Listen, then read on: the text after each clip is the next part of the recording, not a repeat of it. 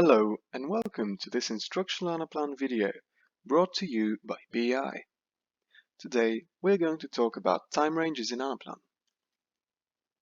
By default, every Anaplan model has its own time dimension, which is called the model's calendar.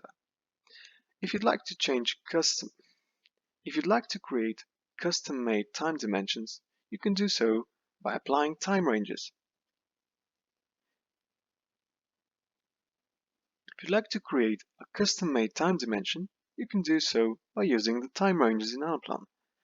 You can create many time ranges and apply them to any module or line item you wish. In your time ranges, you can choose the number of years, past or future, and the granularity. Time ranges will help you reduce the sparsity in your models, enable more accessible views, and a bit more fine-grained control. It is very important to note that changing the time range of a module or a line item could potentially lead to data loss.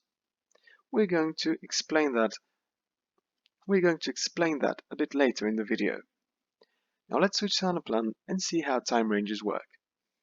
For the purpose of our example, we're going to look at this module. It shows units sold by customer and product, and it has the default model calendar, which consists of the year 2017. Let's say that we have data from 2015 and 16 and we'd like to see it in this module. One way to go about this is by going to the model settings, going to time, and then model calendar. We can add a number of past years, in this case 2. However, by doing that, we would extend the model calendar for all of our modules using the time dimension. This is going to increase the model size unnecessarily. Instead, we're going to create a custom time range that extends from 2015 to 2017. In order to do that, we're going to go to Time Ranges and then press New. We need to specify the name for our new time range,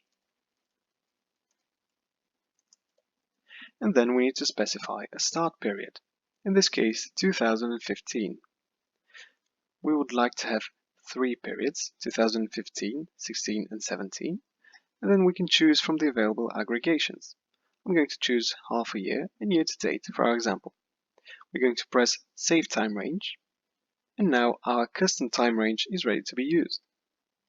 If we'd like to adjust it, we can press Edit, then make the appropriate adjustments and press Save Time Range again. Now we're going to apply our new time range to this module. We're going to go to the blueprint mode, then find the time range column, where you can see that the model calendar is our time range by default. By pressing here, we can see the name of our customized time range. We're going to choose it for the module and then for our line item. When we exit the blueprint mode, we can see that our time spans from 2015 to 2017. Now we are ready to populate our module with the desired data. Let's say that we had the opposite case, that our model calendar extends from 2015 to 2017. We would like our module to show only the data for 2017. We're going to create our time range. However, when applying it, we should take into account that all the data outside the applied time range will be lost. Therefore, we should be careful when applying new time ranges. Finally, I'm going to show you how to add a customized time range as our model time dimension when creating it.